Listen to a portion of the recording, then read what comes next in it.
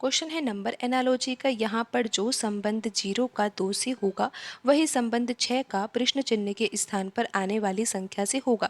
तो यहाँ पर 0 का संबंध 2 से किस प्रकार है। अगर यहाँ पर हम 0 में 2 जोड़ेंगे तो कितना आएगा, 2 आएगा। और उसी प्रकार 6 में 2 जोड़ने पर तो 8 आता है, लेकिन दिए गए ऑप्शन में 8 नहीं है ना, फिर ये तरीका तो यहाँ पर सही नहीं है।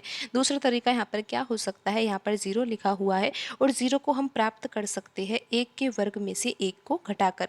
1 का वर्ग 1 होता है और 1 में से ही 1 घटा दिया जाएगा तो 0 आ जाएगा। फिर यहाँ पर 2 लिखा हुआ है तो 2 को कैसे प्राप्त किया जाएगा, 2 को प्राप्त किया जाएगा 2 के वर्ग में से 2 घटाकर। जैसे कि यहाँ पर हमने 1 का वर्ग किया और फिर उसमें से 1 घटाया, तो यहाँ पर हमने 2 का वर्ग किया है और 2 के वर्ग में से 2 ही घटा दिया। तो 2 का वर्ग तो होता है 4 और 4 में से 2 घटाने पर तो कितना आता है, 2 आता है। आप देख सकते हो यहाँ पर कौन सी संख्या लिखी हुई है, 2 ही लिखी हुई है।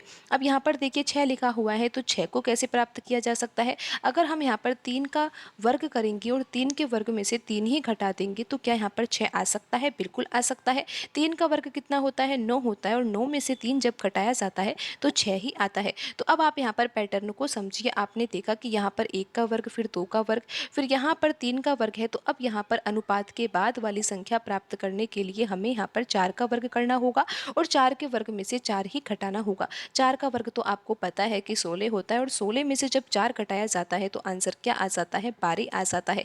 तो आप ये देख सकते हो कि कौन से ऑप्शन में 12 लिखा हुआ है, क्योंकि यहाँ पर 12 सही आंसर होगा। ऑप्शन सी यहाँ पर सही आंसर है।